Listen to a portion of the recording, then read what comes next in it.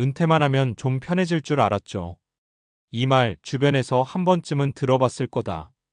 회사 다닐 때는 출근이 힘들고 인간관계가 버겁고 실적 압박에 시달리지만 그래도 매달 월급은 꼬박꼬박 들어온다. 그런데 은퇴를 앞두고 있거나 막 은퇴한 사람들 이야기를 들어보면 정작 더 불안해지는 순간은 이제부터 매달 얼마로 살아야 하지? 라는 질문과 마주할 때다. 최근 조사에 따르면 사람들이 생각하는 은퇴 후 적정 생활비는 월 349만 원인데 실제 은퇴 후 받는 소득은 221만 원 수준이라고 한다. 숫자로 보면 128만 원 차이인데 이게 체감으로는 훨씬 크게 다가온다. 왜냐하면 은퇴 후에는 아껴 써도 되는 선택지가 줄어들기 때문이다. 건강, 주거, 인간관계 같은 건 미루거나 포기하기가 쉽지 않다. 이 글에서는 일 외 은퇴 후 필요하다고 느끼는 돈과 실제 수입 사이에 이렇게 큰 차이가 나는지, 이 은퇴 후 삶에서 돈이 부족할 때 어떤 문제가 생기는지, 3현실적인 사례 3가지를 통해 우리가 무엇을 준비해야 하는지, 이걸 좀 솔직하고 구어체로 풀어보려고 한다. 1. 은퇴 후 생활비 왜 이렇게 다를까? 먼저 월 349만 원이라는 숫자부터 보자. 이건 호화롭게 살겠다는 금액이 아니다. 조사 내용을 뜯어보면 대부분 이런 항목들이다.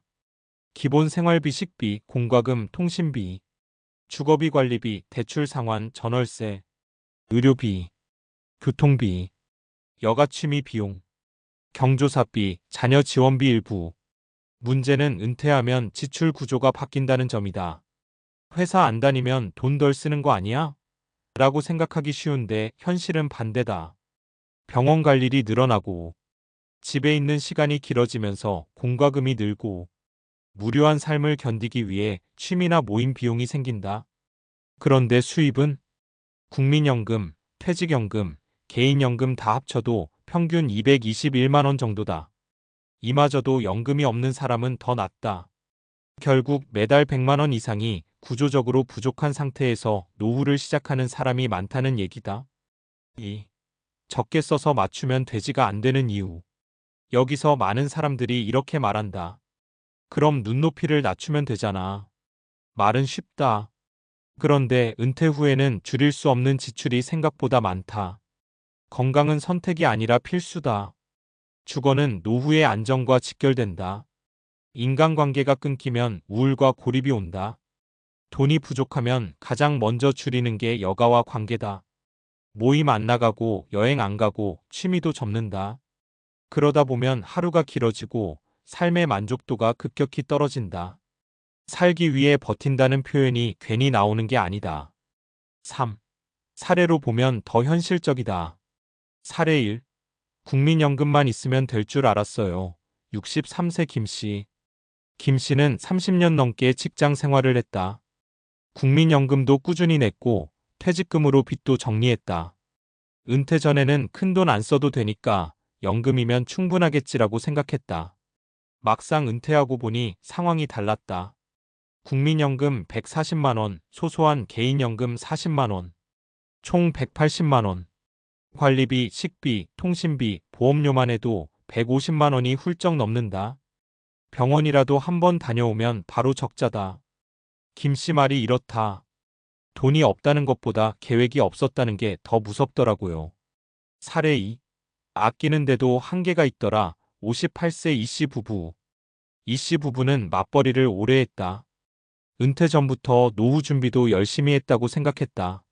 소비도 줄였고 차도 작은 걸로 바꿨다. 그런데 은퇴 후 예상 못한 게 있었다. 아내의 무릎 치료비, 남편의 치과 치료비, 건강보험이 있어도 본인 부담금이 만만치 않았다. 결국 여행은커녕 동네 문화센터 수강료도 고민하게 됐다. 이씨 부부는 이렇게 말한다. 돈을 아끼는 문제보다 노후에는 변수가 너무 많아요. 사례 3. 일을 그만두니 사람이 줄어들더라. 65세 박씨. 박씨는 경제적으로 크게 부족하지는 않았다. 연금도 평균 이상이고 집도 있다. 그런데 은퇴 후 가장 힘들었던 건 돈이 아니라 관계였다. 회사라는 울타리가 사라지니 하루에 대화할 사람이 거의 없어졌다. 모임에 나가려면 비용이 들고 자꾸 아끼다 보니 점점 집에만 있게 됐다. 박 씨 말이 인상 깊다. 돈이 부족하면 관계부터 줄이게 되는데 그게 제일 위험하더라고요. 4. 우리가 현실적으로 준비해야 할 것들. 이쯤 되면 질문이 바뀐다. 그럼 얼마를 준비해야 하냐보다 어떻게 준비해야 하냐가 더 중요해진다. 연금은 최대한 여러 갈래로 준비해야 한다. 고정 지출 구조를 은퇴 전에 미리 점검해야 한다. 은퇴 후에도 가능한 소득 활동을 염두에 둬야 한다. 돈뿐 아니라 삶의 리듬과 관계도 준비해야 한다. 은퇴는 끝이 아니라 완전히 다른 생활의 시작이다. 5월 349만 원이 꼭 정답은 아니지만 221만 원으로 아무 고민 없이 살 수 있다고 생각하는 건 더 위험하다. 마무리하며 은퇴하면 편해질 줄 알았다는 말 사실 틀린 말은 아니다. 다만 그 편안함은 준비한 만큼만 온다. 숫자는 차갑지만 그 안에는 삶의 질, 자존감, 관계, 건강이 다 들어있다. 지금 은퇴가 멀게 느껴진다면 오히려 지금이 가장 좋은 시기다. 은퇴가 코앞이라면 아직 늦지 않았다. 중요한 건 막연한 기대가 아니라 현실적인 설계다. 5월 349만 원과 221만 원 사이의 간극. 그 차이를 줄이는 건 결국 오늘 우리가 얼마나 진지하게 노후를 생각하느냐에 달려 있다.